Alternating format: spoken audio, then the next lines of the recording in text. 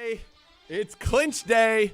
Come on, Cleveland. Get fired up. Nathan Zegura here. Bo Bishop still on vacation. He'll be back with us tomorrow along with Jason Gibbs today. Cleveland Browns Daily brought to you by Ballybet, a sports betting partner of your Cleveland Browns, now live in Ohio. It's game day. How you feeling? Are you fired up? I'm fired up. I can tell you this, Gibbe. I've already been around town a little bit this morning.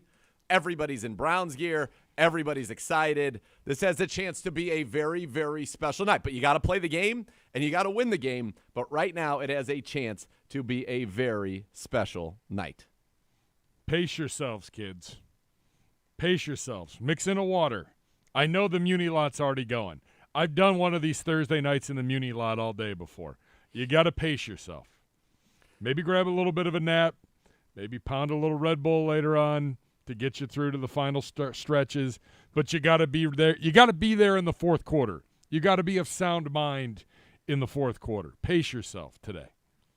It's a marathon. That's right. Water. But it is going to be electric. It is going to be electric. Our hot topics of the day presented by Vivid Seats, official fan experience partner of the Cleveland Browns. Browns Jets, 8:15 on Amazon Prime and all along the University Hospital Cleveland Browns Radio Network. Note tonight locally, if you do not have Amazon Prime, the game will also be broadcast on News 5. We want to stress that because I think I got asked 20 times on Christmas Day, are we really not going to be able to watch the game? No. You can watch it. Locally, you can watch the game. You're good. You're safe if you don't have Amazon Prime. It's going to be all right. Everything's going to be great. You're going to get a chance to watch it all. You will. Get ready. That's it. Like, it's weird. I'm nervous a little bit. I don't – Thursday night games scare me, but, like, on paper, we are a better team. Oh, my God. We're over a touchdown favorites. Our defense should suffocate them. We'll get into the matchups, and we'll talk about that in a second. But here are the scenarios for the Cleveland Browns. Win, and you're in. You win, you punch your ticket to the playoffs. If you win and the Ravens win, the Browns are locked into the number 5 seed. You win, Ravens win, Browns locked into the 5 seed. Now, if the Browns, we'll just focus on those. The other scenario that I want to talk about is the 1 seed, still in play. Here's what it takes. Browns win both, Ravens lose both. So Miami this week, and then I believe it's Buffalo. No, I'm sorry. Pittsburgh, right? Pittsburgh. Sorry. Pittsburgh. I got Miami, Yep. Buffalo. And then Miami needs to beat the Ravens this week, lose to Buffalo in Week 18. If all of that happens, the Browns would be the 1 seed. But it starts by going 1-0 tonight, punching your ticket. And if you are punched and the Dolphins don't beat the Ravens, you have an opportunity to be locked into that 5 seed, an opportunity to rest, some guys there in that final week if people are beaten up. And speaking of, Amari Cooper coming off of that historic 265-yard performance against the Houston Texans. Tom Pelissero reporting this morning that Amari Cooper set us up in the air. He is hopeful he can play tonight. Obviously, it's tough on a short week, but he's going to have plenty of time to rest it after this. I think he's going to go. I mean, I think he's going to go, and I think it's an important thing. I think that you could see as the Browns, if the Browns get up, I could see him going to the sideline early in this one. Absolutely. But it is prime time. It is under the lights. Every player gets ready and gets up for these games. I don't see anything keeping him off the field. I would be shocked if he doesn't play. Like, this is big tonight. Like, this is the eyes of the football world are on you. Yep. You're the only game in town. You're the only game in the league, and you have a chance to do something really special. Thursday night footballs, for the most part, have been pretty good for this football team. Yep. We unlocked fridges on a Thursday night. Oh, baby. Against the Jets. Yeah. Against the Jets. By the way, Browns had a chance to clinch the playoffs in 2020 against the Jets. But could not do so. Our whole COVID wide receiver room was not playing. Wiped out. We had guys off the practice squad come in and play that game, and were our leading receivers in that one. But the Browns have this team, not in that scenario. You have a chance. All right, few reminders tonight. Mentioned whiteout. Wear white. Make sure your Browns app is updated so you can participate in the whiteout ceremony or celebration they're going to have at halftime. Get to the game early. Get there early.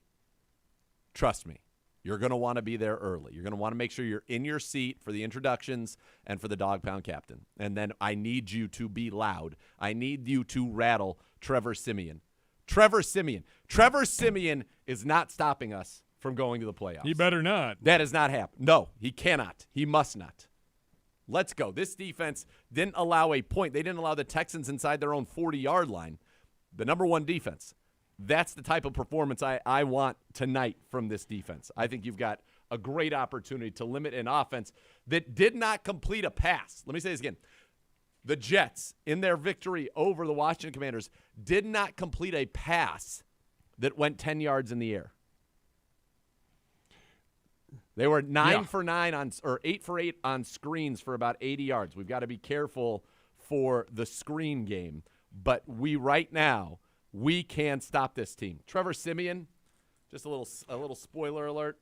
Listen, he's working behind the Jets have started 12 different offensive line combos, most in the NFL. They are not good. They allow pressure at the second highest rate in the NFL. Trevor Siemian, under pressure this season, 27% completions, 2.4 yards per attempt, no touchdowns, 2 interceptions, and a quarterback rating of a robust 7.5. Sounds like something I might be able to pull off as a quarterback. I feel like we could do that. Yeah. I mean, you've seen the ball I throw. It's not pretty. Not pretty. No. I feel like I could do that. 27%, 2 picks, 7.5 rating. I can throw a pick. I can throw a pick. Absolutely. I can throw 2 of them. Yeah. Uno's back. I don't have to complete day. many passes. I mean, really, I don't. I just have to throw a couple screens. It'd be great.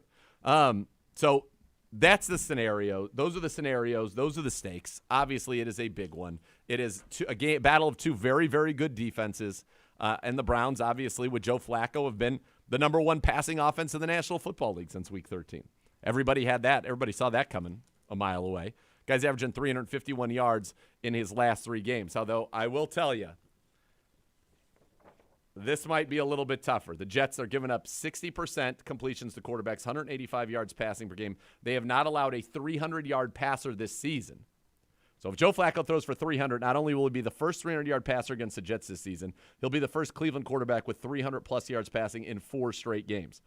The Jets have only allowed 3 quarterbacks with more than 200 yards passing in their last 9 games, and they've only allowed 1 quarterback with 2 passing touchdowns in their last 10 games. Flacco's thrown for at least 2 touchdowns in every game. In fact, the 10 touchdowns he's thrown for in his first 4 games here, most in Cleveland Browns franchise history, also most in the National Football League. So that's where we're at. We got the Browns, we got the Jets, an opportunity to earn that second season in front of the home crowd. Yes, give it. Yellowstone chiming in with, for people not in the market that want to watch the game but don't have Amazon Prime, twitch.tv/Prime Video. Amazon streams it live there for free as well. Well, there you go. Some breaking news there. Twitch.tv/Prime Video. Good job, Stone. Good job by Big Drew. All right. Coming up on the show today, we've got Matchup Day presented by Ballybet. 2 matchups to watch on offense, 2 matchups to watch on defense. The Hoff, Joe Thomas, joins us for a special. He's all over the place today. I know. We couldn't even work out. He's so busy. Yeah, he's the mayor today. The guy's unbelievable. Yeah. Yeah. So he'll be here talking with us at 1:35. 2 o'clock over unders. I feel like I'm in a pretty good spot on that one. We'll give you the forecast, the keys to the game. In the second hour, we'll go behind enemy lines with ESPN NFL Nation reporter Rich Cimini, who will join the show at 2:30. And then we've got final thoughts, the Browns score. We'll give you the whole rundown of everything that's going on. And by the way, we might even have a little exclusive interview for you as we continue to roll on here. So those are the stakes. Browns, Jets. Browns, Jets. All it stands between the Browns and clinching a berth in the playoff are the 6-9 New York Jets. The Jets won last week in dramatic fashion. We know that. We still don't know what's going on with their kicker situation, right, with Greg Zuerlein? We do not. We've elevated some people on our end in advance of today's game. And we have not seen any such things come out of Jets camp yet. I am checking now. Because Zuerlein's good. Zuerlein's having – you talk about a guy having a heck of a year. Dustin Hopkins having a heck of a year. So Zuerlein. Zuerlein on the season's 30 for 31. His only miss was from 50-plus. He's 10 for 10 from 40 to 49, 5 of 6 from 50-plus. So he's right there with D-Hop. D-Hop's 33 of 36, and D-Hop is 18 of 21 from 40-plus. Zuerlein 15 of 16. So he's been very, very good, former Pro Bowl kicker in his own right. Now, if you think about this one for the Cleveland Browns, the Jets, they have lost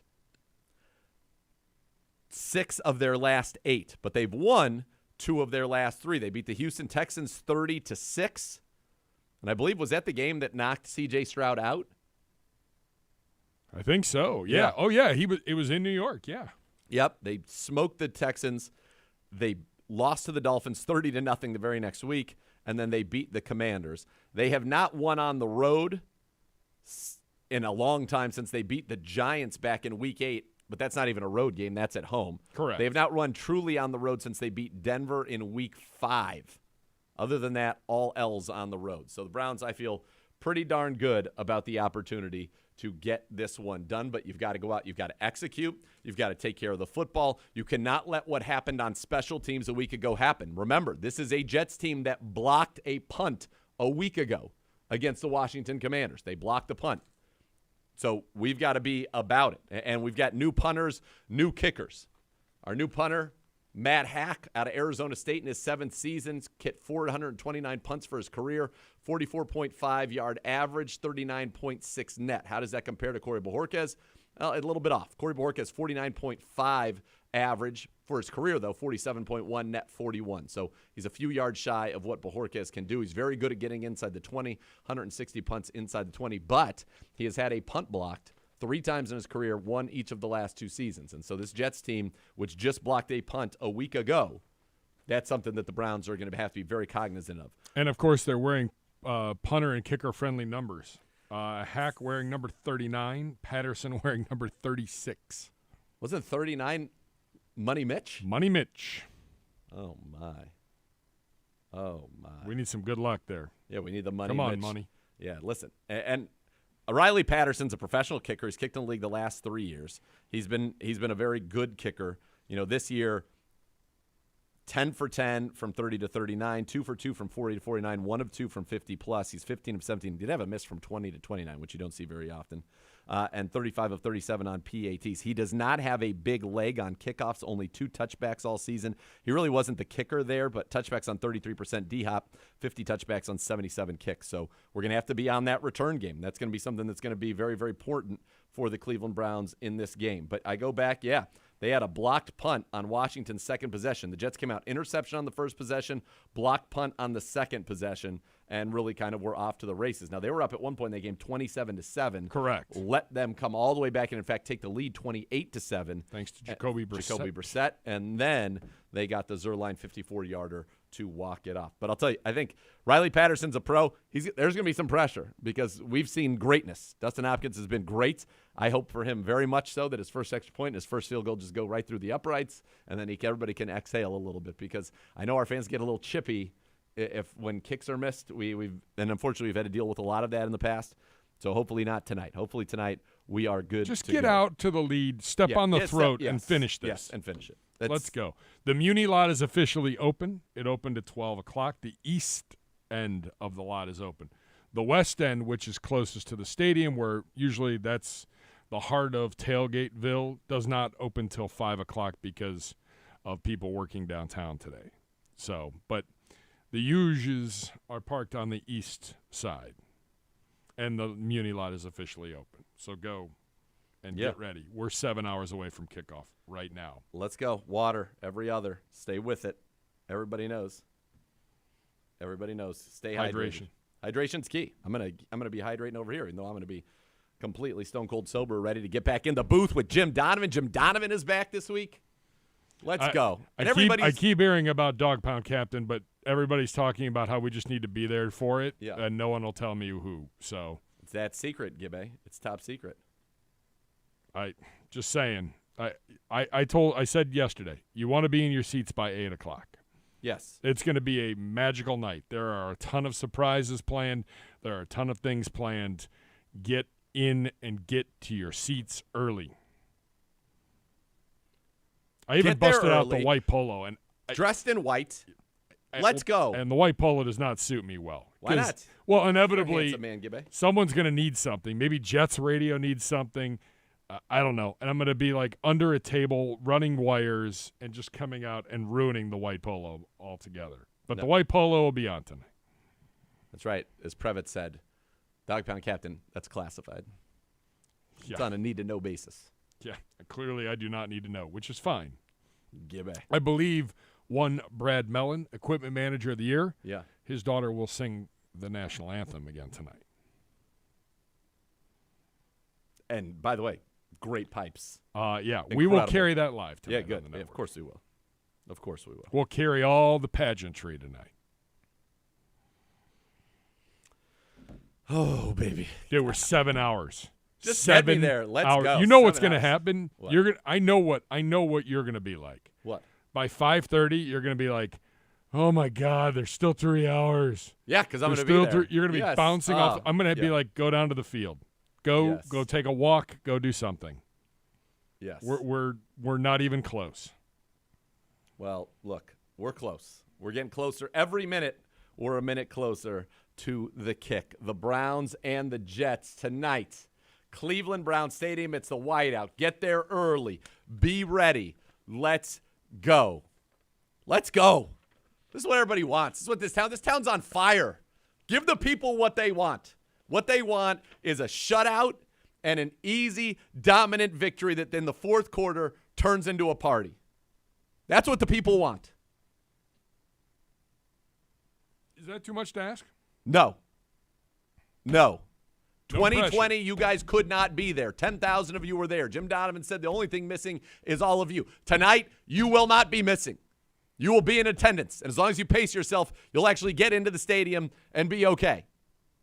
You're all going to be there tonight, and that's why this is has an opportunity for this city to be electric, to be special. All the things you want to be locked into the 5 seed, to be still alive for the 1 seed. It starts with going 1-0 this week. Zadarius Smith said it in his postgame. Amari said it in his postgame. Stefanski says it every week. 1-0 this week. Let's go.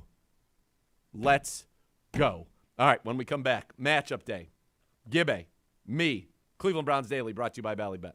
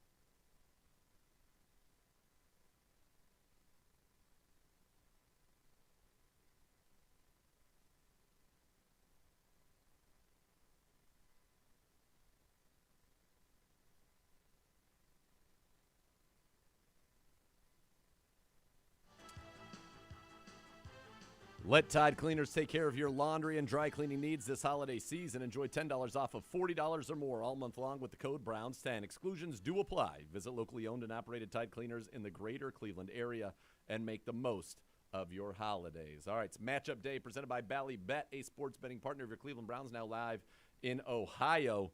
Talk about the Browns offense against the Jets defense.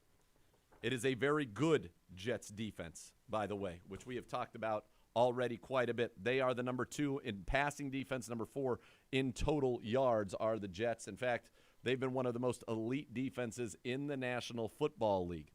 The Jets have an opportunity to, win on the heels of their defense. That's what they've been very, very good at. They have been good in the red zone. They are good at taking the football away. They are a good defense, as we talked about, passing, total, all of that. Now you go to the other side of the ball, they are dreadful on offense, but we'll get to that matchup in a second. So how did the Browns attack this defense? Well, they are allowing 126 yards rushing per game. However, they've not allowed 100 yards to running backs, or they've only allowed 2 100-yard games, but they have not allowed 100 yards rushing to a running back in 4 straight games. As far as quarterbacks go, no 300-yard passers this season. 3 quarterbacks over 200 yards in the last 9 games, 6 in the 100s or lower. 1 quarterback with 2 or more passing touchdowns in the last 10 games. That is it. Up front, they've got Quinnen Williams, Pro Bowler, leads the team with 18 hits. He's got 58 pressures on the season. Solomon Thomas has 5 sacks. Jonathan Franklin Myers has 3.5 sacks. Jermaine Johnson, 6.5 sacks. Bryce Huff, 8 sacks to lead the team, although he does not have a sack in the last 4 games. So they get to the quarterback. They generate pressure. And pressure, as we know, makes things very difficult. The pressure rate that they generate, 41.9%, third. The Browns are second, 43%. So they get after the quarterback, and that's something the Browns have to be ready for. They've got 2 great linebackers, C.J. Mosley, the 5-time Pro Bowler, and Quincy Williams. They are having an incredible season this year. Williams, the only linebacker in the NFL with 120-plus tackles, 15 tackles for loss, and 10 or more passes defense. He's having a career year. Mosley next to him leads with 137 tackles. He's got a pick and 7 passes defense. So they have good cover linebackers. Now, you can still get after those linebackers, but they are good cover linebackers. The back end, it's all about Sauce Gardner. He's got no picks, 9 passes defense this year, but teams are not really trying him. He's given up just 58% completion, 78.7 rating this year. The safety, Jordan Whitehead, he's got 4 interceptions, a career high, but you can get him in coverage, 65% completions, 102 rating in coverage. Michael Carter, the slot, has been the 3rd best slot corner in the league. Greg Newsome in that top 2. Carter, 57% completion, 74 rating allowed. Tony Adams, the other safety, 70%, 62 rating. And then DJ Reed, 63%, 83.9 rating. That's what they allow in coverage. So it's a good defense. Browns are going to have to hit some big plays. It's going to be hard to kind of matriculate the ball down the field, but the Browns have got to get this running game going. The Browns have been stopped at or behind the line of scrimmage on more runs than any team in the NFL. Jerome Ford has the 2nd most stops on those plays in the NFL. They have got to get this offense going and get it going a little bit on the ground because you've got to keep Joe Flacco protected. You get into obvious passing situations, they can cover on the back end, they can come get after the quarterback. They do a good job of mixing up their man coverage and their zone. They play man 33%. That's 11th most in the league. So they're 1/3 man, 2/3 zone, and then they mix up. They're pretty much 50-50, single high and split safety. So this is a team that has a lot of different defenses they play on the back end, whether it's quarters, whether it's cover 2, cover 3, man 1. They can play a lot of different things, and they are very good at all of them. The Browns have got to find a way to be efficient running, stay ahead of the sticks, and make big plays. Now, they have been the toughest on wide receivers in the NFL. 9 catches, 105 yards per game, 4 touchdowns to wide receivers, both lowest in the NFL in the catches and yards per game. But they've allowed 7 100-yard receivers, and they've been the big names. Tyreek Hill, Jalen Waddle, A.J. Brown, C.D. Lamb. So it's obviously very important to have Amari Cooper, who has been so good for the Browns this season, in search of his 3rd straight 100-yard game, which would give him 6 on the season, which would be a new career high. You know this one means a lot to Elijah Moore. I can tell you that. He's the guy that's going to get a lot of DJ Reed. That's a matchup that you need to see Elijah Moore and Cedric Tillman win against DJ Reed. And I think when Tillman's on Reed, 5'9" DJ Reed, 6'3" Cedric Tillman, that's a good height matchup for maybe some contested catches for Joe Flacco to put it up there for Ced, or even Amari Cooper on the other side if he gets Reed, who's just 5'9" and 180 pounds, giving up a lot of size to Amari Cooper. So that's the matchup on that side of the ball for the Browns. Comes down to protecting the football, protecting the quarterback, and getting some push up front. What's really happened is the interior of our line is still very good. Bitonio, Posick, White, Teller, especially in running. The outside, the tackles, that's where this Cleveland Browns team has struggled trying to run the football. And a lot of it is because, you look at where they rank. This is a Pro Football Focus ranking of where our tackles rank in pass blocking. Left tackle, Christian, 41 out of 42. James Hudson, 38 out of 39. Everybody else, Bitonio, Teller, Posick, top 10 at their position. So that's what the Browns have got to find a way to do, is get that ground game going, and then so you can protect Joe Flacco and not put him in obvious passing situations. Now, you clearly don't need the ground game to be going, because our ground games have been anemic while Joe Flacco's been the quarterback, and the play-action game has still been great. That's one of the biggest misnomers in the world. Flacco averaging 12.9 yards per attempt on play action. That's best in the NFL, 130 rating, second best in the NFL. The Browns run play action 30.6% of his attempts. That is the third highest rate in the NFL. So it's all about keeping yourself ahead of the sticks, keeping yourself with good positive momentum, and the Browns should be able to handle this team both offensively and defensively. But one thing we still got to clean up, Flacco, 7 interceptions. Now, a couple of those not all his fault. We've had some Hail Marys at the end of the quarter, things like that. But we cannot turn the football over. We are the better team. If we take care of the football, we are going to win this game. All right, when we come back, the Hof joins us. Joe Thomas, Cleveland Browns Daily. But first, Browns fans, Express Beer, presented by Bud Light, brings the same facial authentication technology used in Express access to beer purchases in the stadium. Dedicated Express Beer stands are the fastest way to get a beer in Cleveland Browns Stadium if you're 21 and over. Go to the Tickets tab on the Browns mobile app to learn more. When we come back, Joe Thomas, the Hof, Cleveland Browns Daily, 850 ESPN Cleveland.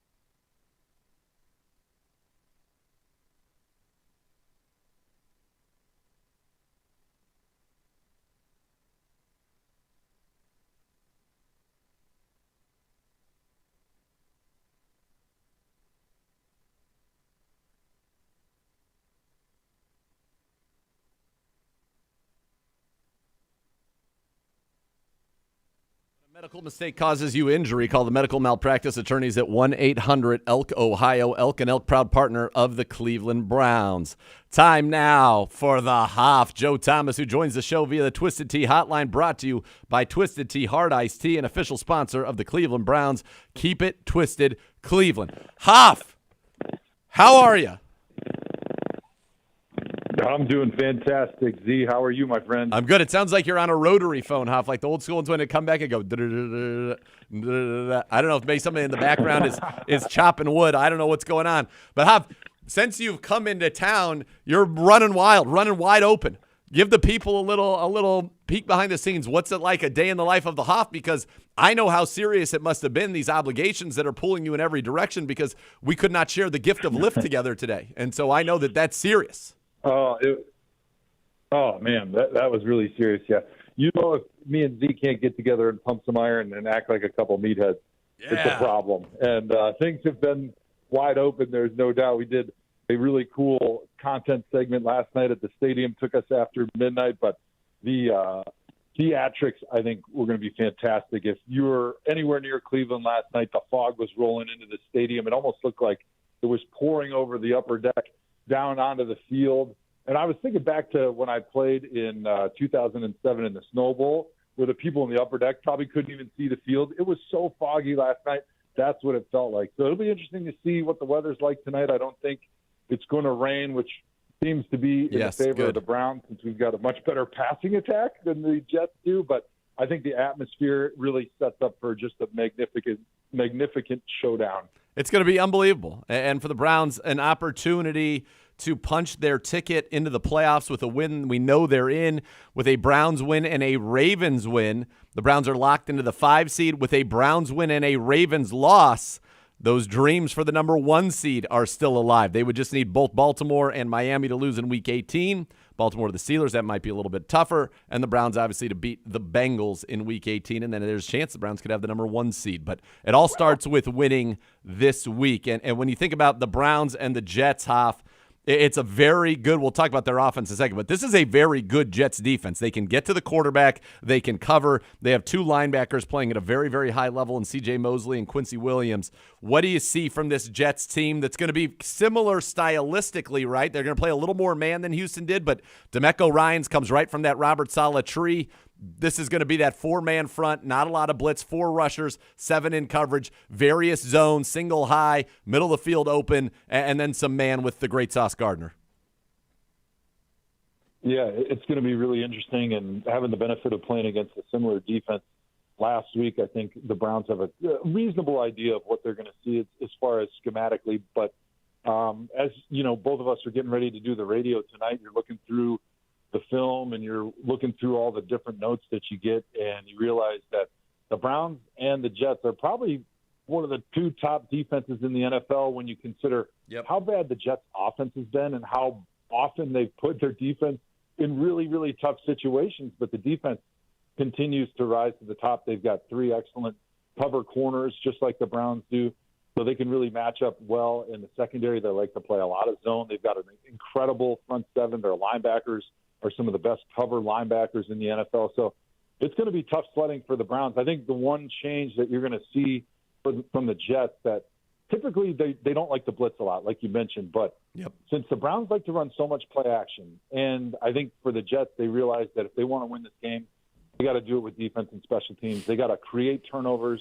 You got to create negative plays. I actually think they're going to blitz a lot more than they usually do, because what happens when you blitz play action a lot of times, because when you're running play action, you're pulling guys or you're moving guys off their normal spot. It creates stress on the protection. And a lot of times you have to even get out of your play action protection, because you can't pull guys when the guy that they're trying to pull for is blitzing. And so you have to audible into some type of a 7-man protection. And it takes away a little bit of that run cell that you want. So I wouldn't be surprised to see the Jets defense trying to blitz the Browns offense to try to get them out of some of those play actions, try to force some turnovers, and to not allow Joe Flacco to be able to go down the field, which we all know that's where he's at his best. Yeah, he's been phenomenal. You mentioned that the best leads the league in yards per attempt, second in quarterback rating off of play action. So that's interesting. That's a potential wrinkle to watch because one of the things that the Browns have struggled with, obviously, is running the football. That has been a problem. Now, Joe Flacco, I think he would welcome the blitz. A veteran quarterback can identify that and hopefully get the team into something that would be beneficial to them. But when you think about, our run game, and really it kind of is, the interior's maintained pretty good, but it's been more the tackles. And when we like to run the wide zone, you need the tackles. We run pin pull and you're pulling that front side tackle, we need the tackles. And so far, that's been the struggle point in our run game. What can be done to address that? What are you seeing through your HOF eyes when that comes? Well, truthfully, I'd like to see Pierre Strong get a few more carries. I think he's shown the ability to be explosive. Yeah, and I would love to see him get outside the tackle a little bit. You mentioned the challenge of running that outside zone when you do have a little bit of leakage on the edges. That's the combination block between your tight ends and your tackles. But maybe getting some of those pin pulls when you're running, we used to call it truck, right, where you run out of a bunch formation. You've got three blockers that are at the point of attack. You got, two receivers and a fullback, or a receiver, a tight end, and a fullback, and they're down blocking, and then you get your tackle pulling around. And as long as you get past that initial traffic, that initial leakage, now you have an opportunity to run downhill. We ran it a bunch of times with Josh Cribbs out of the Wildcat, a lot of different formations. And I think kind of like Pierre Strong, he really has the opportunity, if we're able to create a little bit of a seal around the edge, to be able to get out in space and to use that explosiveness, that smooth running style that he has, to maybe force some of the runs on the edges and stretch out that Jets defense, which their front seven is as good as you see in the NFL. And I think running up the middle will be a challenge, even though that's where Jerome Ford's at his best. But I think a little bit of Jerome Ford on the inside with some of those inside zones, maybe just some direct punch him in the mouth power type runs, and then maybe trying to get Pierre Strong on the edge and try to get that run game going, protecting the balls at a premium. I mentioned, I think the Jets realize that if they want to win this game, they got to get turnovers from the Browns offense. But being able to run the football and still set up some of those shots in play action is going to be so crucial for the Browns tonight. Yeah, I agree. And Jerome Ford's second most carries in the NFL stopped at or behind the line of scrimmage. Number one's actually Travis Etienne of the Jacksonville Jags, but he's a full-time guy. Pierre Strong is not a full-time back, and so that's something or Jerome Ford, I'm sorry, is not a full-time back. That's something that's got to get figured out. I'm with you. I like Pierre Strong. I think the Browns get a little bit of a break. Quentin Jefferson went down for the season 2 weeks ago. He had 6 sacks on the interior and was a big part of that front. Solomon Thomas, a first-round pick in 2017, he has stepped in, but it's good. It's going to be tough. You got to try to run the football in this one. You got to protect Flacco, but we know the Browns' run defense, that's one of the big misnomers, is you don't have to have the ground game going for play action to be effective. Just look at Joe Flacco's numbers, because our run game has never been worse, but his play action passing has been very, very effective of late. Hoff, what's made Chief so good? Chief has really just come into his own, and obviously some great chemistry with Flacco, 239 yards, 4 touchdowns in the last 3 games, but he can block for you on some of your shot plays. We talked about those unique protections, and then he also can go and make the big plays himself. A little feather in my cap there. I'm going to, kiss my own butt here for a second. Go ahead. The ball's not going to spike itself. When I was there. That's right. It's not going to spike itself. I loved working with David when I was there on his blocking, because he was a very willing blocker. He's obviously tremendously powerful and strong, so he had all the abilities. And it was fun kind of building the foundation for him and seeing him continue to develop as a great blocker. And that's one of the things that gets overlooked when you're a tight end, right? I think unless you have a coach like a Kevin Stefanski or a Kyle Shanahan that wants to call out his tight ends and his receivers for doing a good job blocking, people on the outside of the Browns media and Browns fans, they don't realize how good of a blocker David Njoku is and how much of a weapon that is. Because when you can block, you're not just a decoy there, and teams start to worry about that run game, and then all of a sudden your safeties or your linebackers that are responsible for covering a guy like Njoku, they lose track of him, right? Because they're so worried about how good he is as a blocker. But really where I think David has excelled and has really put some distance between himself and some of the other tight ends in the NFL this season is when the quarterback's under pressure, they're looking for him, because he always seems to find a way to get open. And the connection he's got with Joe Flacco, has been, in my opinion, really, really strong because Joe Flacco knows where to put the ball placement-wise, right? We've seen it with Amari Cooper. We've seen it with David Njoku. He knows David's a much better tight end catching the ball, going up, gripping the ball with 10 fingers when the ball's over his head. He was a 7-foot high jumper as a youth, and the guy loves the high passes. And Flacco knows where to give him that football, so he is effective. But also, David's really good after the catch. He's number 2 in the NFL with yards after catch behind only the great George Kittle in San Francisco. And so what a weapon he is. When you're under pressure, you dump the ball to him, and you know he's not just going to turn around and get tackled the way Jason Witten used to. I always used to laugh with the wife. We'd watch Witten. He would catch 120 catches with 0 yak on the entire season. Yeah. But Njoku is the opposite. He gets the ball, he's in space, and he's a weapon when he's running in space because of how athletic he is. So athletic, and it's really a treat to see him blossom. You couldn't be happier for him. Guy embodies everything you'd want on a football team. On the other side, Browns defense, this feels like one where we should absolutely be able to suffocate Trevor Siemian. He didn't complete a pass of more than 10 yards in the air last week. In fact, only attempted 5 out of his 49 pass attempts went more than 10 yards in the air. We can play that tight coverage on the outside. We've got the pass rushers. I got to feel like he's going to try to get the ball out quick, kind of similar to Case Keenum, and it was disastrous for Case Keenum. He was averaging about 4 yards an attempt, 3.5 yards an attempt, and was actually benched in that game. It feels like the Browns should be able to do something similar this week to Siemian, especially with all the changes and struggles of the Jets' offensive line. Yeah, exactly right. The Jets' passing game, it's putrid. It really is. Doesn't matter who the quarterback has been in there. They can't throw the ball down the field. They're check down artists. I think we were looking at the stats yesterday. I was getting ready for the game. I couldn't even believe it. A third of their passes are not beyond the first down sticks, which is kind of amazing. Or excuse me, 2/3, 31st in the NFL. So basically, all they're doing is just trying to complete the pass and not turn the football over. So they're throwing it short. They're not really giving their guys much of a chance. Really, outside of Garrett Wilson, they've got no pass catchers who really make you concerned whatsoever. So when you're looking at our secondary, when you got Denzel Ward, you got MJ Emerson, you've got Greg Newsome, like those guys should have no problem with matchups covering those weapons from the Jets and giving Myles Garrett an opportunity to get off the schneid here and get his first sack in over 5 games. Yeah, you want to see Myles get those sacks, do something.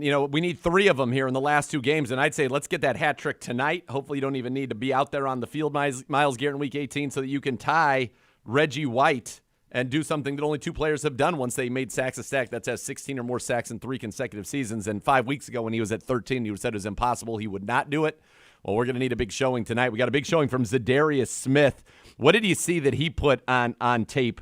Because Zadarius has been around the quarterback all year. He's got 20 quarterback hits. Myles has 26, but Myles has 13 sacks. Zadarius only 5.5, but 2 of them last week. And he also led to that Duron Harmon interception with his hit on Keenum as he threw the ball.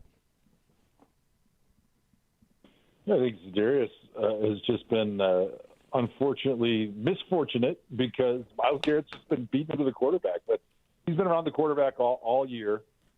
He's a very powerful player. He's really good at collapsing the pocket, and so he's affected the thrower all season long. And it's just a matter of with sacks, like we talked about with Myles here, he hasn't had a sack in 5 weeks, but he's had 30 pressures in the last 5 weeks, and so he's right there.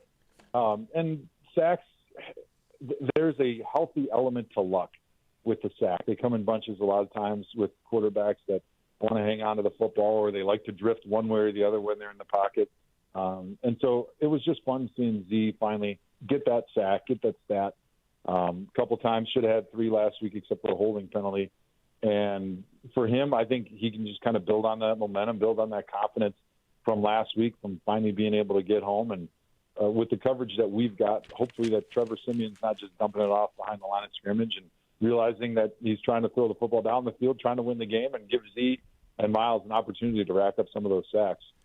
If they're going to try to live on the screen game, and they were so good against the Commanders, 8 for 8, 73 yards on the screen game, how do we defend that? How do we stop the screen game? Well, I think it helps that we're going to be playing some man coverage. We're a team that likes to play a lot of man coverage. And we've got the speed at linebacker to be able to handle a guy like Brees Hall. He had 95 yards rushing on the ground, and he had another 12 catches for 96 yards receiving. And a lot of those come on short screen plays. So they're very creative in ways they want to get him the football. But with JOK and the speed that he's got, I think it really plays into our defense's hands to be able to cover him no matter where he goes. And certainly you get what you emphasize as coaches. And this week the emphasis is going to be on Brees Hall because he's their biggest weapon. Him and Garrett Wilson, you shut those two guys down, they really don't have anything going on offense. And for JOK, it's all about being able to follow Brees Hall on the field, seeing where he is, understanding and recognizing the personnel groupings, the formations, the shifts, and when they're going to try to get him the football. It's got to be a priority. It's got to be something that's front of all of their minds, especially JOK, every time they line up, because that's where they're going to try to steal some yardage against this Browns defense. You're exactly right. Talking with the great Hof. You already know that just from listening. Hof, all right, I got to ask you this. This environment, what are you expecting tonight, the whiteout, and an opportunity to clinch in front of the home fans? When the Browns clinched the playoffs in 2020, there were 10,000 people there. It was the middle of COVID. This time it's going to be a full house. How special could this environment be, and what do players think about that, the opportunity to do it in front of the fans? Well, as much as you hear a lot of people griping about Thursday night games from a player's standpoint, it is really hard on your body getting that quick turnaround. But I think when you have an opportunity to play a night game, and you know what's at stake, right? You win, you're in the playoffs. You have a chance to do it in the last home game, most likely in Cleveland Browns Stadium for this season, in front of a raucous audience that's going to be going absolutely bonkers because they know what's at stake. They understand what the AFC looks like right now and the legitimate opportunity for this team to make some noise in and through the playoffs. I can't imagine a better atmosphere. And for the Browns knowing, hey, you win this game, most likely you're going to get, first of all, this weekend off. So you get plenty of rest, right? And then there's going to be plenty of guys that probably won't play in Week 18 as an opportunity to rest up because for the most likely scenario, it's going to be a meaningless Week 18 because you'll already have probably the fifth seed locked up in the playoffs. And so for them, they know that, hey, you know what, I may be a little sore right now, but I can go all out, balls to the wall, because this is everything for the season right now. This is almost essentially the last regular season game before you get a little bit of a rest to get ready for the playoffs. And they know the fans, they're going to be listening to you and me, Z. Beer, water, all That's right. day. Don't go crazy first thing in the morning. But this is going to be an atmosphere, an electric atmosphere that I don't know if I've ever experienced at Cleveland Browns Stadium. And I just can't wait to walk through those gates and to look up into the stands and just see 80,000 screaming Browns fans going absolutely bananas. It's going to be nuts. Everybody get into your seats early. You do not want to miss introductions. You do not want to miss the Dog Pound captain. It's going to be awesome. It's going to be electric. Hof, they're calling for a whiteout tonight. Browns in those beautiful throwback uniforms, the white helmets. It's going to be quite a scene, right? National TV, you mentioned it. This is a chance to punch your ticket, to make everybody in the National Football League, everybody who's a football fan, take notice of the Cleveland Browns, because you get a chance to do it on national television, which I think is a big, big deal. Yeah, I always enjoyed those standalone games as a player because you know everybody's watching, not only the fans throughout the NFL, but you know that all your peers are watching. When I was a player, I loved watching Thursday Night Football, right? You get home from a long work day, you fire up the grill, maybe throw some meat on the grill, Hof's have beef. a nice dinner, curl up on the couch. Yeah, have the Six Springs Farm Hof beef, curl up on the couch, and you get to watch football. It's an early treat. Looking forward to the weekend. And it's a special moment for all these guys. And I've always preferred actually Thursday a little bit more than Monday because it seems like there's so much football between Thursday and Sunday night that by the time Monday night comes around as a player, yeah, you're a little fatigued of playing yourself and then watching. But on Thursday, it's that anticipation, right? This is the appetizer for the weekend. And you know that all eyeballs are going to be on you. All of Cleveland is going to be watching. They cannot wait to find out if this team can punch their ticket to the playoffs. And then you add the atmosphere that's going to be out there tonight with the whiteout and the sweet throwback jerseys. It's going to be electric. It's going to be dialed up like we've never seen before. It's going to be crazy. I don't know if you got a chance to talk to anybody on the team yet, but do you get a sense like that the locker room or just even being at the stadium, just any of it, like that the players get it? The players get what's at stake right here and just how special this is.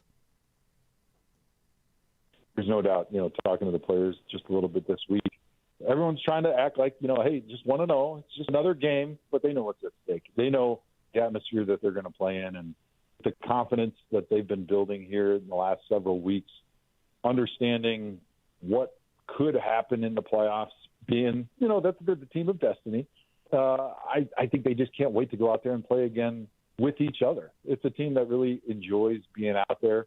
They enjoy celebrating as a team.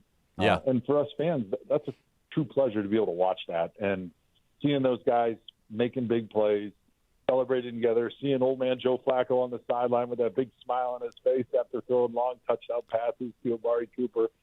I mean, this is what being a Browns fan is all about. This is what you've put yourself through plenty of years of misery, and you've committed to your team with a level of loyalty that we don't see in any other pro sport, in any other franchise.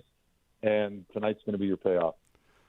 Speak it into existence, Hoff. Where can people catch up with you if they're too excited already and they want to spend some time with the Hoff prior to this game? That's right. So I'm going to head down to the Barley House actually right now on behalf of Crown Royal, doing a little meet and greet with the fans, getting people lathered up. I'll be pouring some Crown Royal and then alternating with a nice bubbly water, of course, and then going back to the good stuff, getting a little bit of a lather before I head over to the stadium. Then me and Ian Eagle are doing the Westwood One national coverage for the game. I'm going to go over and give my guy Z a big hug and see those huge rippling muscles that he got from some other trainer this morning. Oh, baby.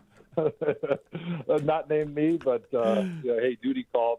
Busy couple days for me, but tonight we celebrate, baby. Tonight we celebrate, and I can't wait. Hoff, I will see you shortly. Thanks for the time. Let's go, baby. Let's go. Let's go! The great Hoff. Remember, tonight it's a whiteout. Wear your white. Make sure your Browns app is updated. The game will air on News 5 locally tonight if you do not have Amazon Prime, and get there early. You want to see it all. Let's go. All right, when we come back, hour number 2, we're going to kick it off a little over-unders, some keys, the Friday forecast, and then at 2:30, we go behind enemy lines with ESPN NFL Nation reporter Rich Cimini joining the show. It's Cleveland Browns Daily. It's brought to you by Ballybet.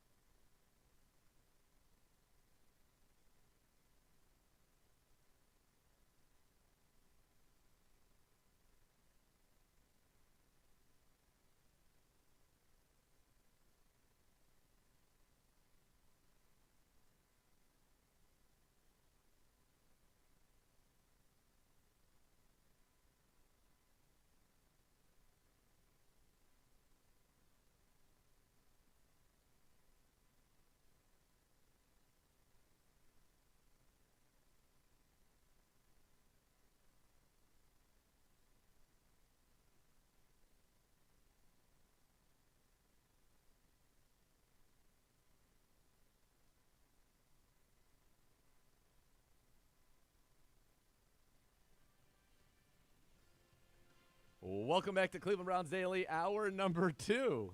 What are you doing over I was there? ready for over-unders, so I didn't know if you were coming. I was preparing to get a text with Bo so we could have a record of everything that happened. And then I was like, oh, wait, I got to welcome us back. If your game plan for this season includes buying or selling a home, Howard Hanna has the answer, delivering a winning strategy for breaking down the game of real estate. As the market leaders in Northeast Ohio, more buyers and sellers trust Howard Hanna to be their winning home team. Visit howardhanna.com/GoBrowns today. All right, time for the overs and unders. Bo will not be here with us, but he has sent the questions to you, right? He has. All right. He has sent them, and for those of you that are freaking out, relax. Bo is back tomorrow. Briefly. But the man will be back. He'll be back. He'll be back. Not going anywhere. Don't you worry. Don't you worry about a thing. Appreciate the concern, but all right. Does he have the order he wants it to go to? Yep. Okay. All right. So what happened last week? Unfortunately, you went 4-1. Hoo-wee. I went 3-2. You are 44-26. Yeah, good. It's good. I am 41-29, which is given good. That would historically that's pretty good for you. That's yeah, really good. that could be a career high. Career year from a percentage standpoint. Yep. So here we go. Paulus hit it. Over, under. I'll start with you, Mr. Zegura. Joe Flacco pass yards. Over, under 240.5. Oh, that's a grotesque look on your face. They've only allowed 3 quarterbacks over 200 yards in their last 9 games. I'm pretty sure that maybe only Jalen Hurts he's the highest on the season, 280. They've allowed nobody at 300. 240, I think this is a little bit of defense, field position, and I could also see us, if we have a lead, stopping throwing. And I think we will have a lead. I'm going to go under. There is no way we're going under. The way he's slinging the ball, no way. Don't know about Amari Cooper. Don't worry. This is going to be a calm, confident, efficient 220-2, and we're going to run it nicely, and it's going to be great. See, I and feel by the way, same way, but it'll be like 242, 245. I'm happy to not win this one. If he throws for 300 again, I'd be thrilled. If he throws for 300. Yep. Let the celebrations commence. All right, number 2. Next. Over, under. All right. Ford and Cooper, over under Hall and Wilson, total yards. Okay. Ford and Cooper, over under Hall and Wilson. You're first this time. I know. I don't like when I have to do this and try to figure this out.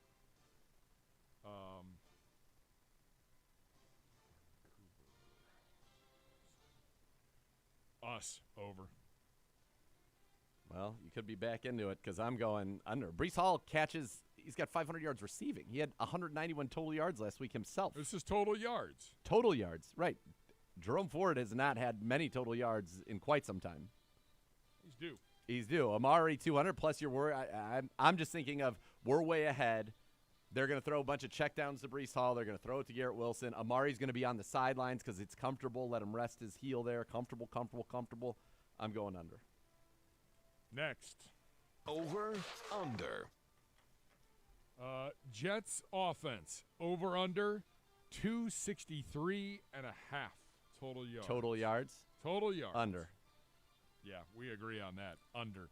It's going to be a feast day. Yeah.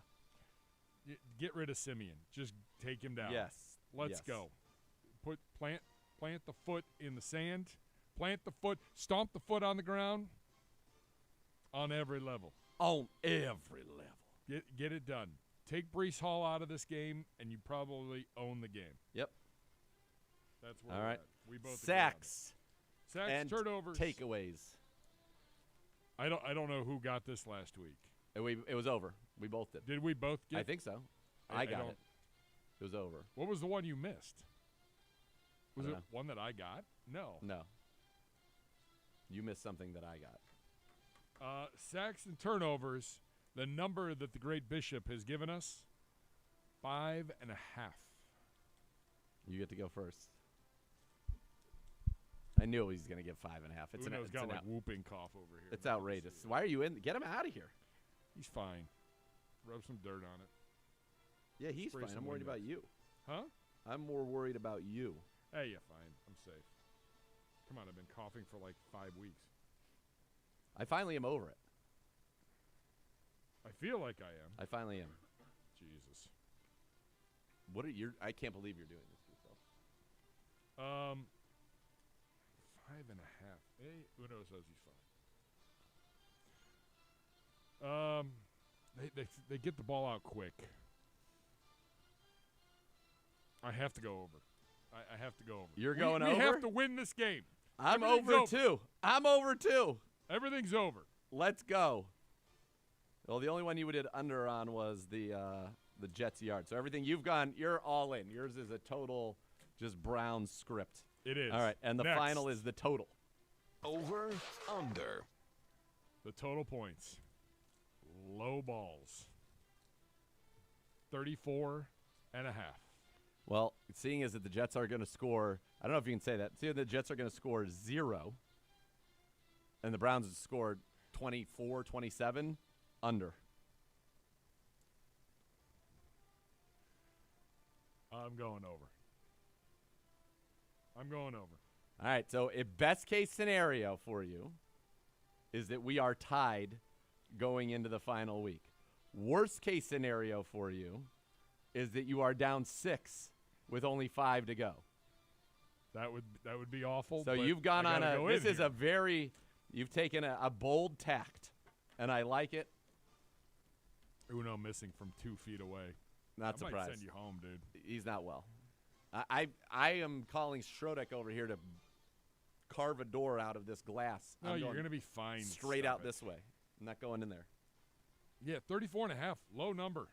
It is a low number. I just think once we get up 14, we're just going to be kind of trying to be content, like, let's just run the clock. Let's get out of here. Are we able to do that? Is going to be the big question. Yeah, I think that will be a big question. Yeah.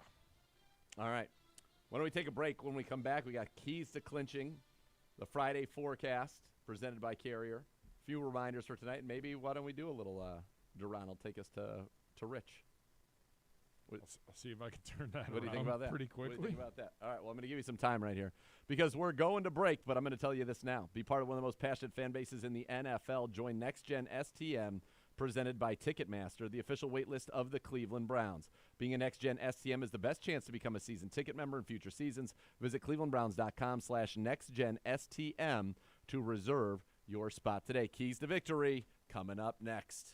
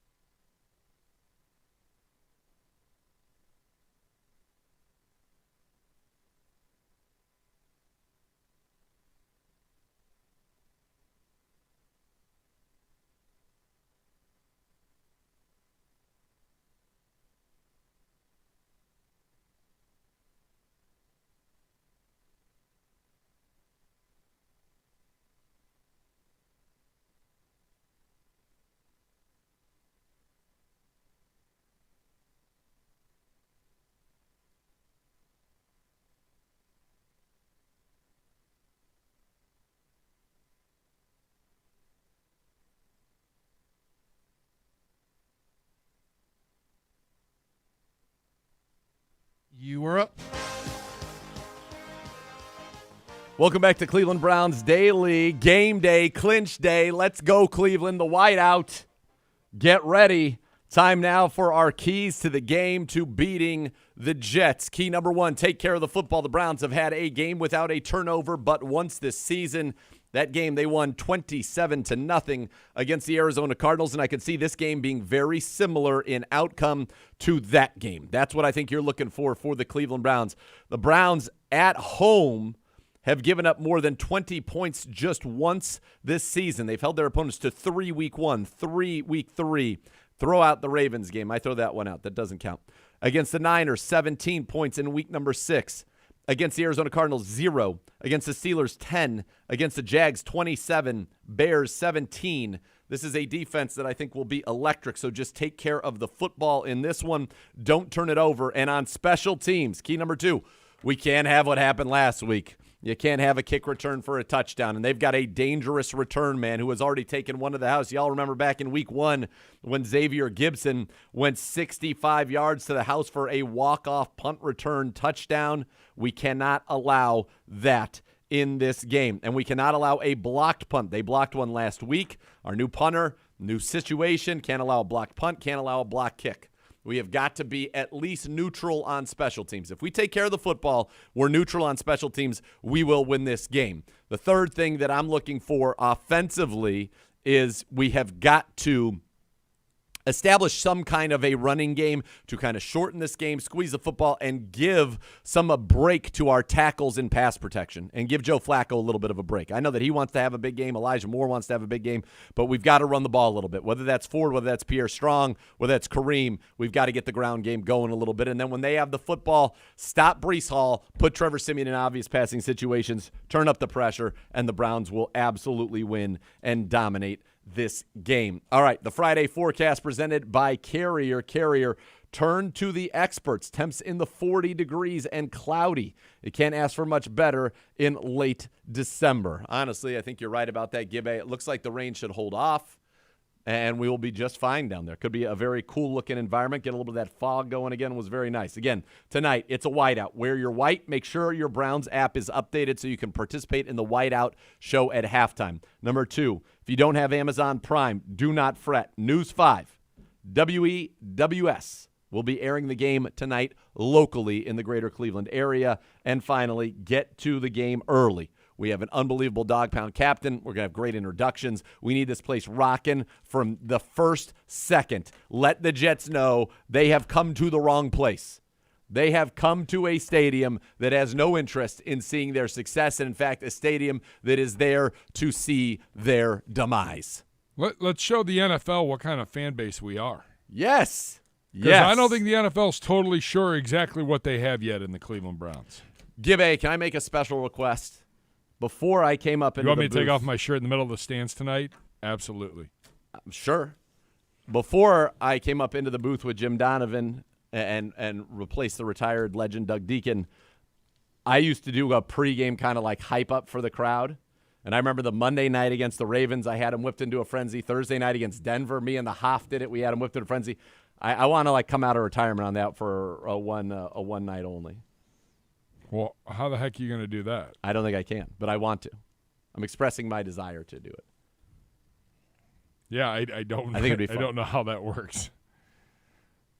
Now, what if I do it from the booth, Gibby? What if we get a camera guy up at the booth and I just go nuts? I don't see that happening. All right, fine. Thief of joy. No.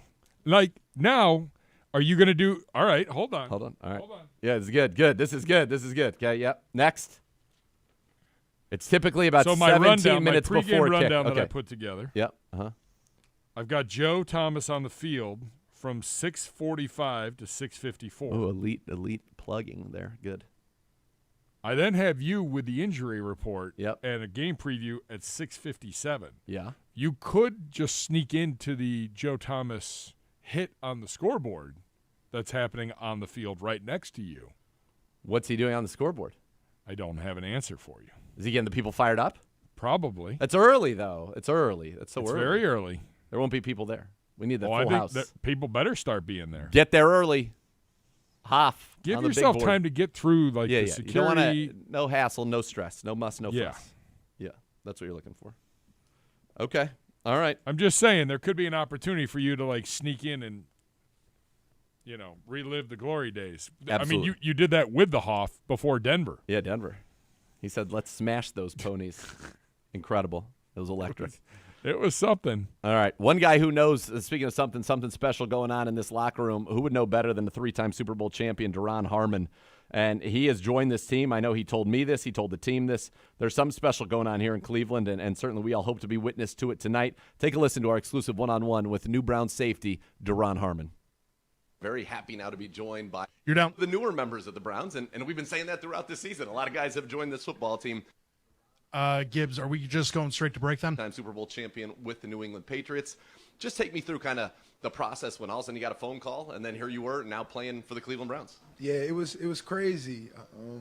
The day I got the phone call was the day my wife was going into labor to have our 5th boy. So I told my agent, he called in the morning. I was like, just let me get through this first, and then we'll make a decision. I also had, I think it was between the Browns and the 49ers, so obviously 2 very good, talented football teams who are trying to make great runs at the end of the season. And in the end of the day, I think just this fit just felt better for me, and I'm super grateful for the Brown organization for allowing me to be a part of such a special group. All right, let's start with how's your family doing? Oh, they're good. They're good. The baby, he's a month now. Wife is doing good. We're adjusting, but I mean, for all in all, man, life is good. Life is really good. It's great. Well, it certainly is great to have you, and how, interesting. I don't know if ironic's the right word or if it was serendipitous that your first game with the Browns against the team you started this season with, the Chicago Bears. You got to get out there. I think you played 38 snaps in that one. How did it feel kind of just to get back out there playing football and then be a part of what was an awesome, very typical for this season, Browns come from behind crazy win? For sure. It was great. I mean, obviously, I didn't play the actual game in a while, so, I had to slow myself down a little bit, make sure I got my eyes in the right spot.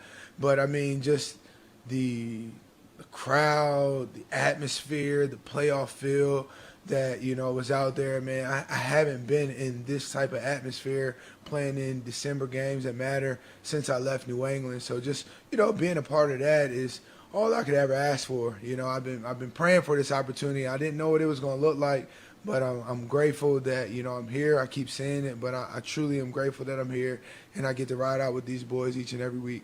This is my 11th season with the team.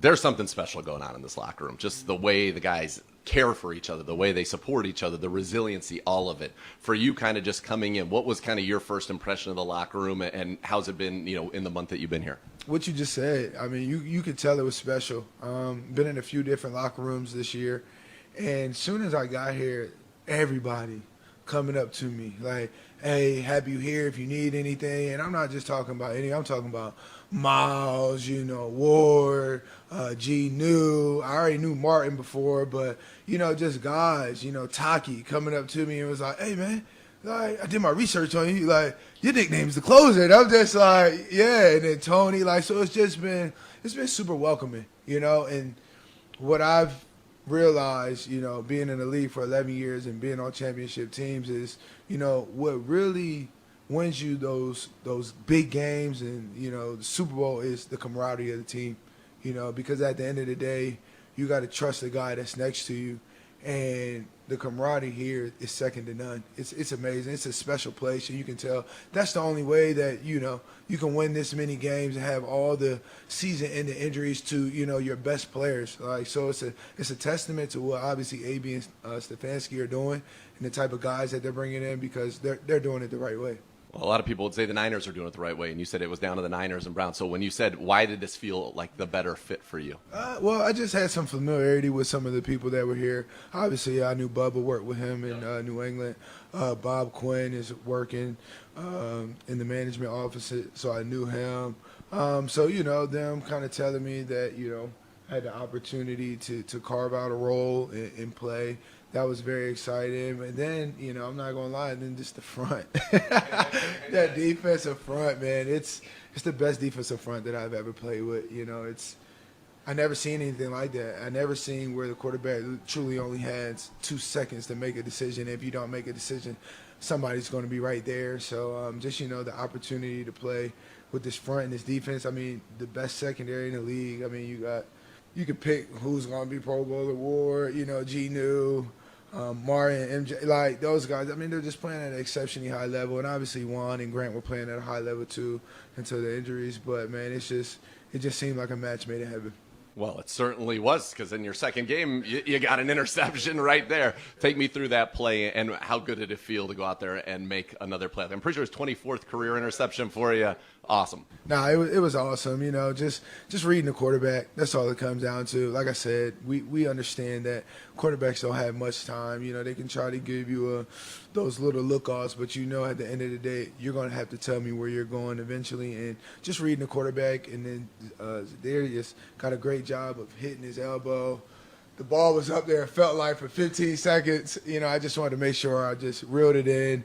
Tried to get jiggy a little bit with it, but 85, Noah Brown didn't want to get off my leg. So, but a tremendous play, but not just by me, but that's the front. I'm telling you, that's a defensive line sack.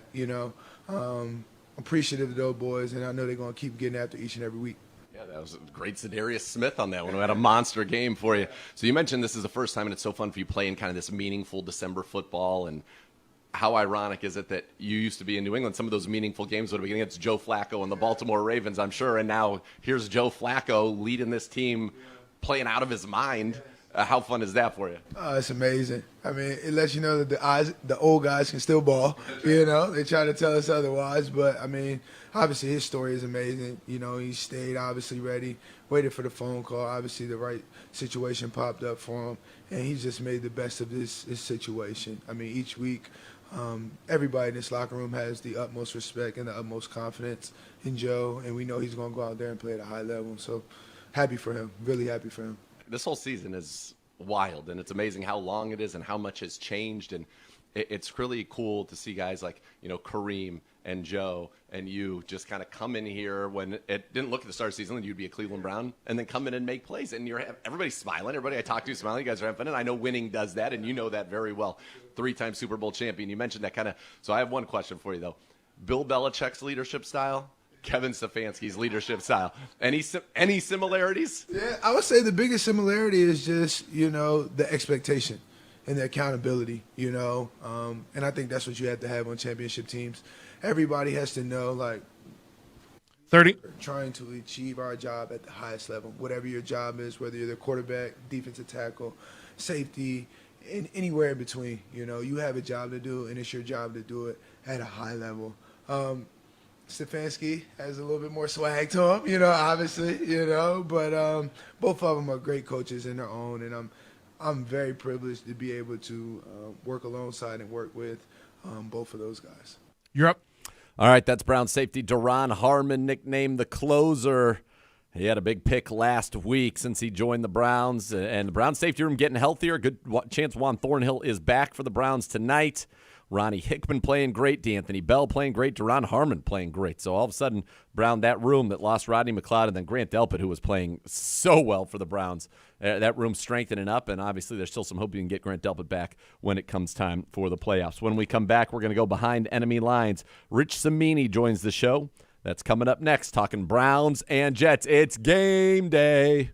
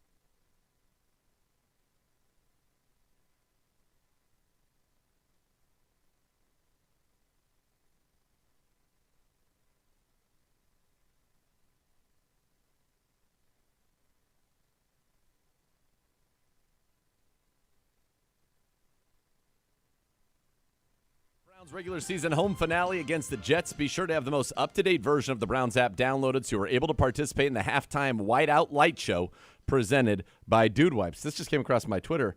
Demarius Randall back in the land tonight. Turn me up, Brownies. Let's go. Everybody's coming out to see the Browns. I love that. Welcome back, Demarius. Always a favorite on this program.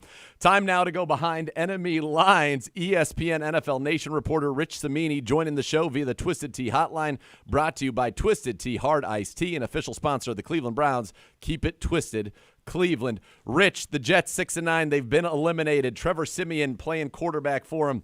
What should we expect from this team that showed a lot of fight, I thought, in a come-from-behind victory after blowing a big lead last week against Washington? Yeah, it was more like a come-from-ahead victory. Yes, it was. Last week they blew a 20-point lead there and had to rely on a 54-yard desperation field goal at the final seconds by Greg Zuerlein. So, I think the Jets will play a respectable defensive effort tonight. They have a good defense. It's a relatively healthy defense, and so I think they'll be on point tonight. The problem, as it's been all year, is you just don't expect anything out of the offense. Yep. I mean, it's been grim. It's been grim. There's no other way to say it. It's historically bad, and so to be quite honest, I'd be a little surprised if the Jets score an offensive touchdown tonight. Well, the Browns' defense has been very good at home. Trevor Siemian last week didn't complete a pass of more than 10 yards in the air. They've had all the injuries. We've had injuries on our offensive line. The Jets have had 12 starting combos, most in the NFL. So, yes, I think it's been a little bit of an adventure. You mentioned Greg Zuerlein hit that 54-yarder. There was some question about his availability going into today. What can you tell us? Is he good to go for the Jets? Because he's having a fantastic season. Yeah, he's been, pound for pound, or, as they say, probably the best player on the team just in terms of performing his position, 30 out of 31 in field goal attempts. And honestly, I don't know the latest. We're going to find out here real soon within the next 90 minutes. They did sign Austin Siebert to their practice squad, so they could activate him before 4 o'clock today. Now, the one encouraging thing I'll say for Zuerlein is that he did practice a little bit yesterday. Yep. So that was a step in the right direction. So it's really hard to say at this point. Whoever their kicker is tonight, I think will probably be their only source of offense, scoring via the kicking game. Austin Seibert, former Cleveland Brown. He's actually drafted by the Browns a few years ago. So that could be an interesting wrinkle there. All right. This team, the Jets, you mentioned the offense has been so bad. Obviously, Joe Flacco was with the Jets, and we all remember what happened week 2 here. He's now the Browns starting quarterback, and he has been, quite frankly, sensational, leading the league in passing yards, leading the league in passing touchdowns since taking over 3 straight 300-yard games. I know there was a lot made of kind of, why didn't the Jets bring him back as somebody not in the organization because they have no regrets. Maybe as somebody who covers the team, do you have regrets that they didn't bring Joe Flacco back? Because clearly the guy can still play quarterback. Yeah, I think Joe will be. He could be 55 years old, and still slinging the ball the way he does. He just is just such a natural thrower of the football. Yep. I'm a little surprised he's doing this well, just because of basically he came off the couch and had no training camp or anything, and he's lighting it up like this. So that's a little bit surprising. And I think the Jets do have regrets, no matter what they say.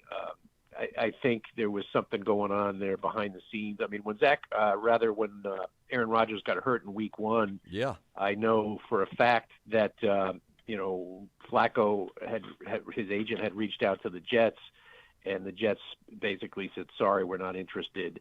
And which was really puzzling because they were going with Zach Wilson. They thought that Wilson was their guy and they were going to commit to him for the rest of the year, and that turned out to be a disaster. And would they be doing anything different if they had Flacco? It's really hard to say. Joe, we know he doesn't really move very well. Sure. So behind the Jet offensive line, I think he would have been struggling with the Jets. Now, I know the Browns have gone through a lot of injuries on their offensive line, but they obviously giving him some good protection. And I don't think he would have had that with the Jets. So I don't think he'd be doing what he's been doing, with Cleveland, Sure. with the Jets. Yeah, something special here. You mentioned this offense being so anemic, and yet It has the reigning offensive rookie of the year and one of the most electric running backs in the league in Garrett Wilson and Breece Hall. Hall had 191 total yards, 2 touchdowns last week. What's kind of been, how come they haven't been able to really unlock these guys? And I know Wilson's going to be there, for a second straight 1,000-yard season, become the first Jet to do that in his first 2 seasons, but 10.9 yards a catch, only 3 touchdowns. It's not like he has been kind of what we all thought he was going to be, certainly with Aaron Rodgers this year, where we thought he might lead the NFL in receiving. Yeah, it's been a struggle for Garrett Wilson. Of course, coming back to it, he had his first breakout game as a pro last year in that Cleveland miracle finish here, and former Ohio State guy as well, as I'm sure you guys know. And it's been a struggle for him. He's going to go over 1,000. I think it's like in dog years with Jet. You have to rate Jet players in a different sense because of what they have to deal with on offense with 4 different quarterbacks and a offensive coordinator who appears clueless at times. So for Garrett Wilson to go over 1,000 again, I think it's a tremendous feather in his cap. And I know he's frustrated by their inability to actually function on offense. And Breece Hall had a game for the ages last week. Just 12 receptions, a couple of rushing touchdowns. He's a really good player. He actually went through a midseason slump where he wasn't doing much at all. I think a lot of that was due to the offensive line. But, in those 2 players, the Jets clearly have 2 building blocks for the future. Yeah, they've got excellent building blocks for the future there. Breece Hall forces a lot of missed tackles. Garrett Wilson, electric. The offense has struggled. But the defense is why the Jets have still won 6 games so far this season. Quinnen Williams, John Franklin Myers, Jermaine Johnson, Bryce Huff with 8 sacks. The back end, the 2 linebackers playing as well as any linebacker tandem in the league. How big of a loss, though, was Quentin Jefferson a week ago? Had 6 sacks. I know Solomon Thomas has played very well, 5 sacks for him. But how big of a loss was that? Yeah, I mean, it was a loss because he especially as a pass rusher, you mentioned the sack total. I think he was giving them everything and maybe more than they could have expected as a pass rusher. He wasn't a stout run defender. Sure. And that position's been a little bit of an issue there. Their run defense hasn't been great this year. I don't think it's as bad as the statistics show because they're getting run on a lot because the Jets fall behind and teams basically just take the air out of the ball in the second half and just run the ball because they know the Jets aren't really a threat to come back and score a lot of points. So I think, but they miss him as part of their rotation. They rotate 8 or 9 guys, and so it affects them in that their rotation's 1 man shorter. I don't think it has a huge impact on the defense, though. The linebackers, Mosley and Williams, I mean, when you have a guy who's got 124 tackles, 15 tackles for loss, and 10 passes defensed, I know that is unique amongst all players in the National Football League this season, and then you have him next to a 5-time Pro Bowler in Mosley. How good has that second level of this defense been? Yeah, they're really good. Quincy Williams has just really blossomed this year. He's the older brother of Quinnen, of course, and the Jets picked him up on waivers a couple of years ago. Jacksonville cut him, and the Jets picked him up. And at first we thought it was like, oh, that's a cool story, reunited with his brother. That's worth, a human interest story. But it became more than a human interest story. He's a really good player. Yep. And they recognized it last season. They signed him to a 3-year contract extension, and he's all over the field.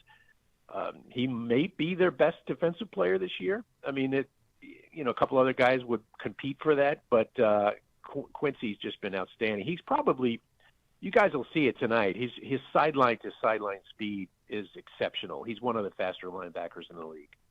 And then on the back end, Jordan White had 4 picks. DJ Reed's got a pick. Sauce, no picks, but it feels like they're not really going at him as much. What do you make of this secondary, and are there any spots that are questions or places where teams have been able to attack this team through the air? And I know that the reality is they haven't allowed a 300-yard passer this year. Nobody's really been able to really get them through the air.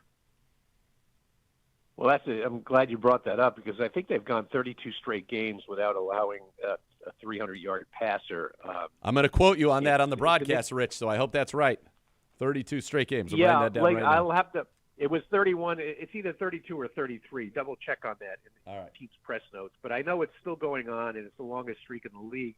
It's a little skewed because for the reason we said earlier, teams aren't throwing against them a lot in the second half because they get big leads and just run the ball.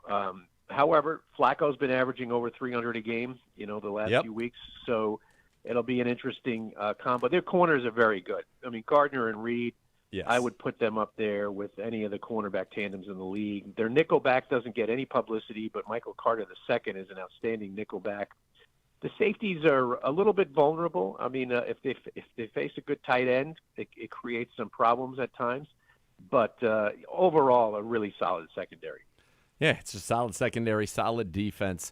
Do you think it feels to me? I don't know how it feels to you in New York, but this week the turnaround: play a game on Christmas Eve, and then you have Christmas on Monday, and then a game on Thursday. It just has been a lot, and I think the Browns certainly benefit from being the home team in this scenario because the Jets had to get on a plane yesterday. How do you think that has impacted the Jets, knowing that it's been a little bit of a crazy week, it's an unorthodox week, and then they have to travel on top of it?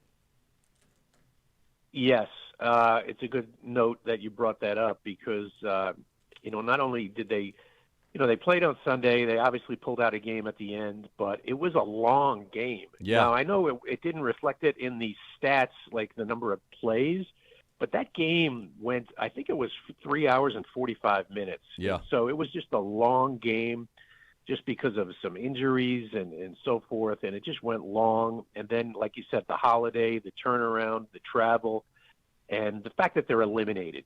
So, I kind of got the feel, I think let's just put it this way. This is a really tough spot for the Jets tonight. I mean, they're going to face a very amped up Cleveland team that can clinch a playoff spot before a primetime audience on their home field. I think this is going to be a very, very difficult spot for the Jets tonight. Well, I kind of hope it is, obviously, wanting the Browns to punch their ticket into the playoffs. It should be an electric atmosphere. Rich, should be a lot of fun tonight. Thank you so much for the time and the insights on the Jets. You're welcome. Have a good one. All right, you too. We'll see you down at the stadium.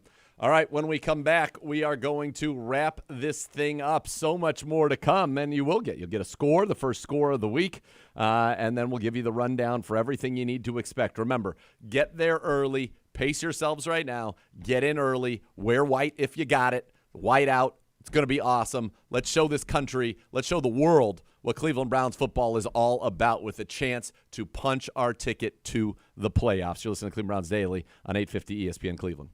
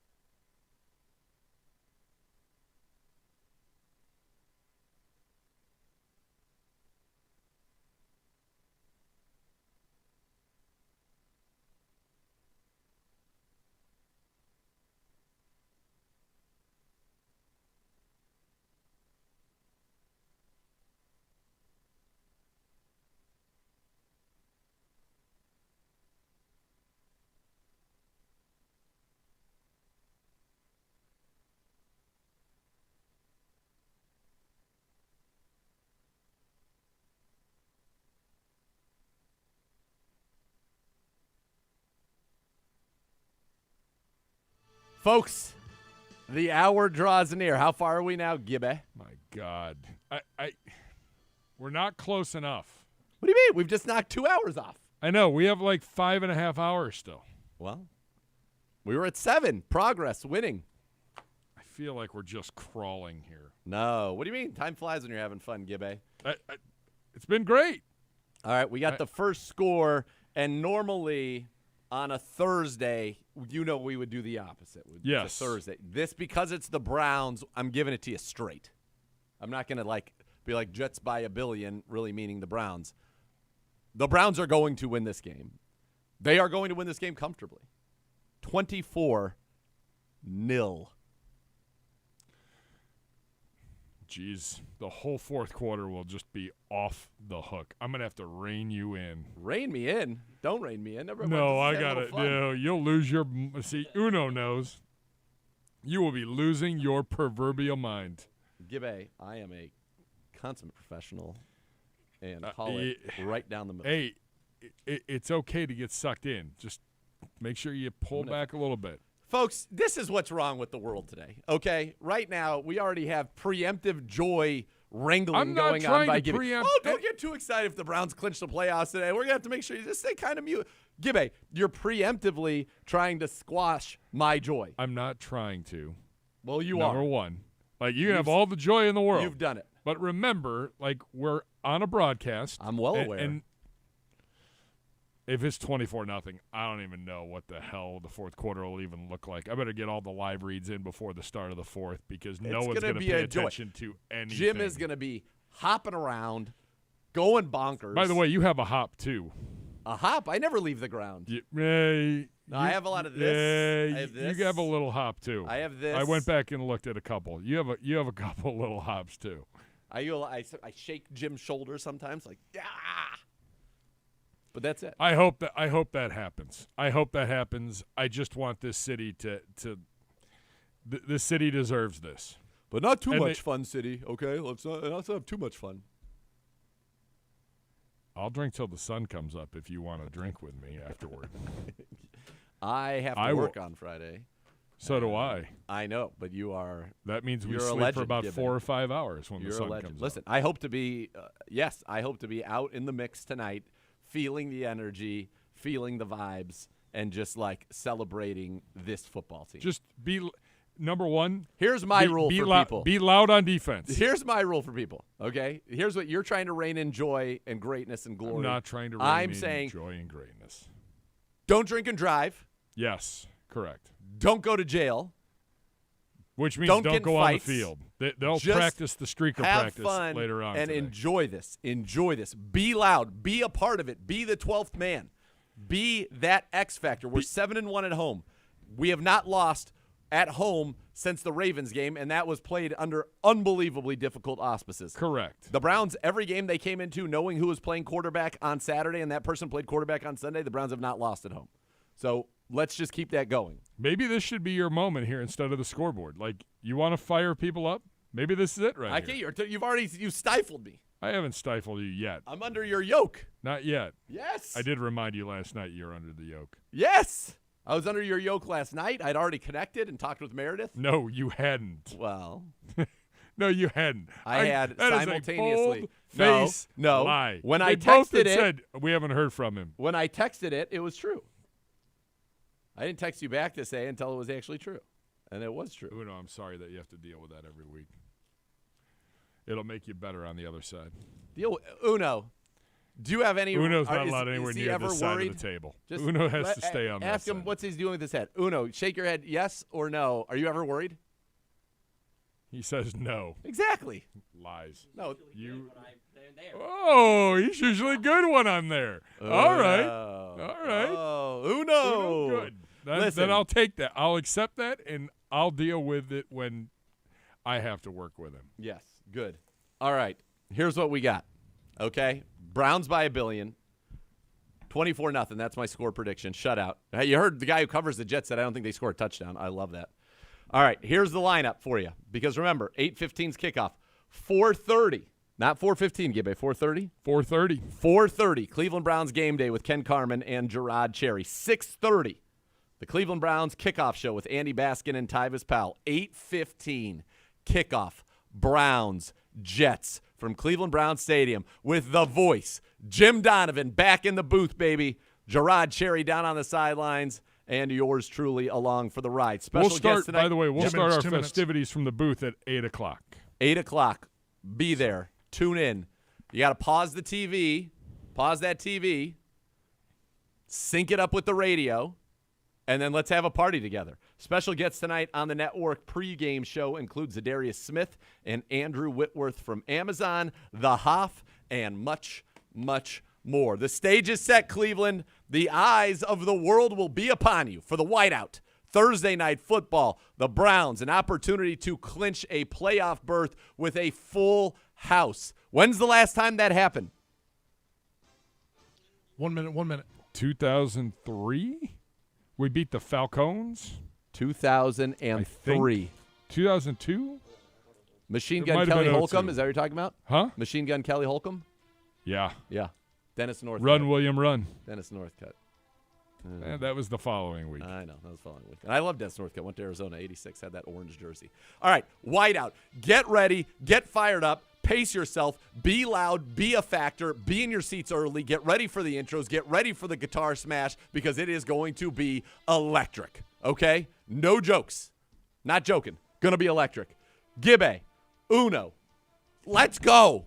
No robbing of joy 30, today. 30. I don't have any time for joy robbing. If this is going to be a celebration, Gibbe, it's going to be a celebration, and I'm going to invite you to join it because this has a chance to be so special. You are the best fans in the world. You deserve this. Go out and help it happen. Be there. I love you. Let's go Browns. Next level's next.